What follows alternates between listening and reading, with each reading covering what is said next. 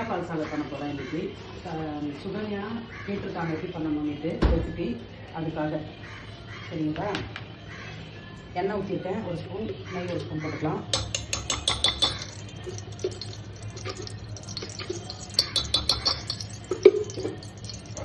பட்டை, கிராம்பு, ஏலக்காய், அன்னாச்சி பூ, பிரியாணி, ஒரு 3 பெரிய வெங்காயம் கட் பண்ணி வச்சுருக்கேன். நீல வாட்டில் பச்சை தக்காளி இருந்தால் போடலாம், இல்லை அதனால வெளியே போட்டுருக்கேன். சும்மா சாப்பிடுங்க.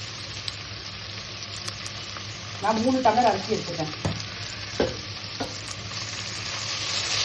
அரிசி போட்டுக்கலாம். அரிசி போட்டு வச்சு தேவையான அளவு உப்பு போட்டுக்கிறேன். சர்க்கரை கலர் மாறாம உள்ள பால் எடுத்து வச்சிருக்கேன். இப்போ இது போட்டுக்கலாம்.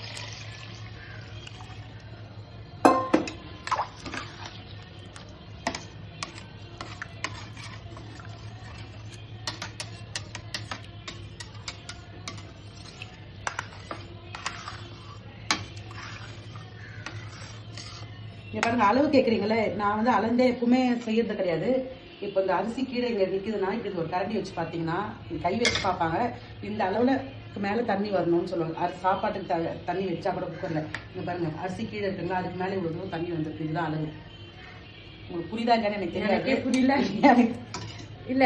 இப்ப வந்து அரிசி இருக்கு, அரிசி இல்ல அரிசி போட்டாச்சு. நான் உங்களுக்கு சொல்ல போறேன், எல்லாரும் 1 டம்ளருக்கு 2 டம்ளர் தண்ணி வைப்பாங்க. ஒயிட் ரைஸ்னா தேங்காய் பால் சாதம், இந்த மாதிரி வெஜிடபிள் சாதம்லாம் பண்றதா இருந்தா 1க்கு 1.5 சில பேர் வைக்கிறாங்க. 1க்கு 1 வச்சா கொஞ்சம் வேற வேறையா இருக்கும். 1க்கு 1.5, 1.25 ஒவ்வொருத்தர் ஒரு மாதிரி வைக்கிறாங்க. நான் வந்து என் அளக்க மாட்டேன் எப்பவுமே, அதுதான் உண்மை. அதனால நான் உங்களுக்கு சொல்றது என்னன்னா, இங்க பாருங்க, இப்ப அரிசி கீழே நிக்குது இந்த இடத்துல. இதுக்கு மேல இப்படி கரண்டி இப்படி கை வச்சு பார்க்க முடியாது. அதனால நான் சொல்றேன். எனக்கு சொல்லி கொடுத்தவங்க அப்படி சொன்னாங்க. அரிசி தண்ணி வச்சுட்டு இப்ப அரிசி சாப்பாட்டுக்கு உடனே இருக்கிறேன். கையில ஒரு 5 நிமிஷம் ஸ்டீம் வந்தோடனே விசில் போட்டு சிம்ல வச்சுட்டு ஆஃப் பண்ணிடணும். விசில்லாம் விடக்கூடாது. குச்சியா வந்துட்டு பாருங்க, நான் வச்சு தண்ணி அளவு அடியும் பிடிக்கல பார்த்தீங்களா. அடியில இருந்தும் குழையாம சூப்பரா வந்துருக்காங்க. குருமா ரைட்டா பெசரட்டு பொடி போட்டு தோசை இன்னைக்கு பிரேக்ஃபாஸ்ட்.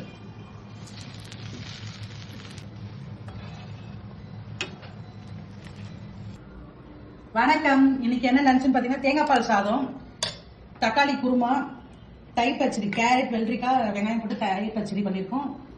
பெசரட்டு பொடி போட்டு. இதான் பிரேக்ஃபாஸ்ட்.